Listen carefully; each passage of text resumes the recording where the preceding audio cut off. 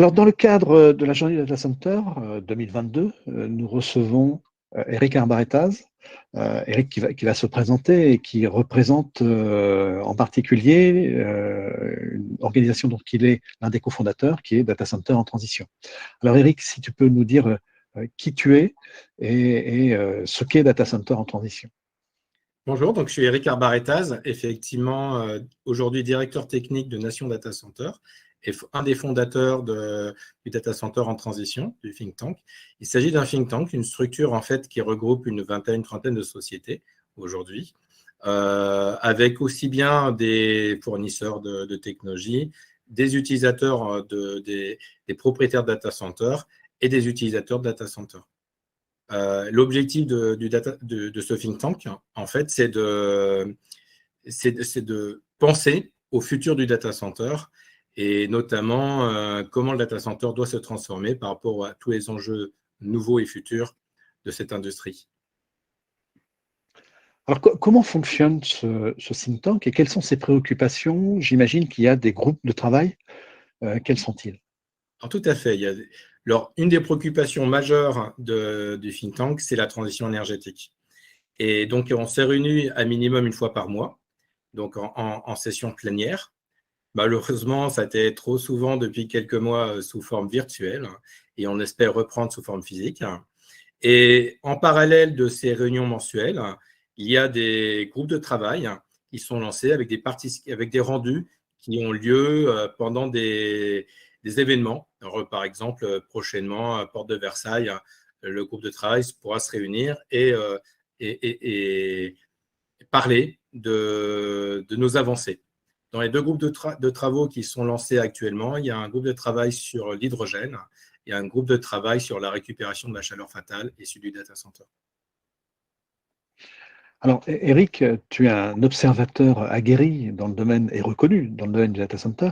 Récemment, tu étais sur une manifestation à Monaco qui s'appelle Data Cloud. Quelles sont les grandes tendances qui émergent aujourd'hui? Il semblerait qu'il y ait des tendances de fond maintenant dans le domaine du data center. Tout à fait. Donc, en fait, on a une industrie qui sort d'un événement assez important qui nous a tous marqués. Donc, il y avait notamment une table ronde des CTO, des plus gros hébergeurs au sein de cette industrie. Et le thème de cette table ronde, c'était le Covid. Donc, finalement, pour cette industrie, le Covid, c'est un signe noir. Le signe noir de la théorie qui a été, il y a un bouquin qui a été issu de cette théorie de Nassim Taleb, qui explique effectivement des événements imprévus, non prévus, en tout cas, parce que c'est un biais cognitif. C'est des événements qu'on aurait pu voir arriver, que notre esprit a préféré ne pas voir, ont des conséquences majeures sur notre industrie et sur l'économie de manière plus générale. Donc, le Covid, c'est une épidémie. On aurait pu prévoir qu'une épidémie allait arriver, mais en tout cas, on n'a pas voulu la voir. Et cette épidémie a eu des conséquences très importantes sur l'économie du monde entier, mais aussi sur l'industrie du data center. Et le bilan n'était pas simplement de dire qu'est-ce qu'on a fait au niveau des data centers, qu'est-ce que ça a généré même au niveau de l'activité des data centers, mais essayer de prévoir les futurs signes noirs au niveau des data centers. Et il y a deux signes noirs qui aujourd'hui effraient l'industrie du data center et qui effraient donc les clients aussi des data centers. C'est la crise environnementale qu'on peut traduire par aujourd'hui qui a des conséquences. Et une des conséquences, c'est allié avec évidemment la guerre d'Ukraine, mais c'est une énergie qui sera de plus en plus chère. Aujourd'hui, le monde où l'énergie était pas chère est plus ou moins terminé. C'est-à-dire que des valeurs de 200, 300 euros ou dollars le kilowattheure, le mégawattheure, c'est quelque chose qui est durable et qui va transformer notre industrie, qui aura des conséquences très importantes sur nos clients. Et l'industrie doit se réformer. Et d'ailleurs, c'est très, très bien dans le cadre de l'environnement, puisque ça va nécessiter de réfléchir la consommation d'énergie de manière très différente. Il faut vraiment atteindre un seuil de sobriété très important au niveau du data center. Les énergies renouvelables vont être encouragées grâce à ce levier financier. Donc ça, c'est le premier signe noir qu'on voit arriver. C'est effectivement une crise durable au niveau de l'énergie.